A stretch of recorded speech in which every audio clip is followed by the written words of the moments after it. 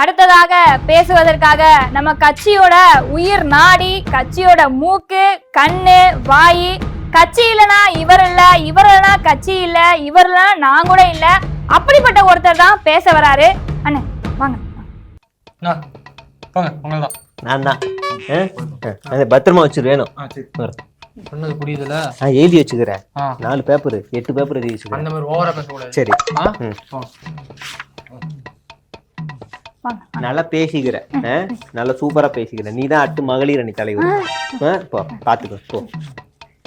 உலகெங்கும் வாழும் 700 கோடி மக்கள் தொகையில் அவர்களில் டாப் பிரபலங்களில் ஒருவரை பெற்றெடுத்த அம்மா அப்பா அவர்களுக்கு வணக்கம். தலைவரே, இது வரைக்கும் இந்த மாதிரி ஒரு கிரிஞ்சு இன்ட்ரோவை நான் கேட்டதே இல்லை. இங்க ஒரு இன்ட்ரோ கொடுக்கறதுக்கு எங்கெங்கயோ போயிட்டு உலகத்தை சுத்திட்டு வராது.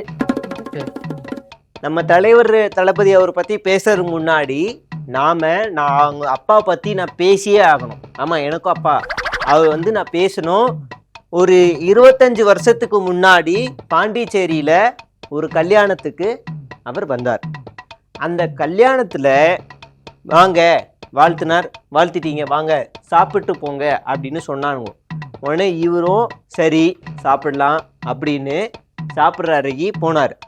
போனா எனக்கே அது பிடிக்கல, ஒரே நாத்தம் முடியல. ஒரு அங்க காஞ்சி போன இட்லி கொடுத்தாங்க. நான் நினைச்சேன் இவரு சாப்பிட மாட்டார் அப்படின்னு. ஆனால் அவர் அந்த இட்லியை சாப்பிட்டார். அதுதான் வரலாறு. தலைவரே, அவங்க தள்ளுவண்டி கடையில இட்லி சாப்பிட்டாங்க, அம்மா உணவகத்துல இட்லி சாப்பிட்டாங்கன்னு விளம்பரம் பண்ணிக்கிட்டு இருக்காங்க. இவர் இன்னும் 25 வருஷத்துக்கு முன்னாடி அந்த கல்யாண மண்டபத்துல சாப்பிட்ட இட்லி இப்ப விளம்பரம் பண்ணிட்டு இருக்காரு. என்ன கருமமோ அது.